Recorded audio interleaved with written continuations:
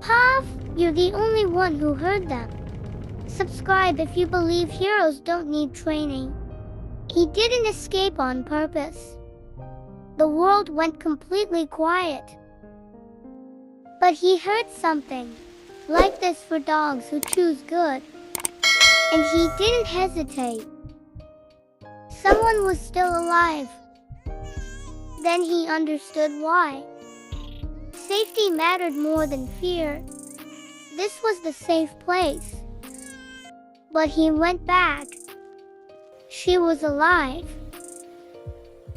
He looked for a way and used everything he had. Together again, still fragile. Help finally came. Heroes deserve kindness too. Is Max a hero? Yes or yes? Please like and subscribe.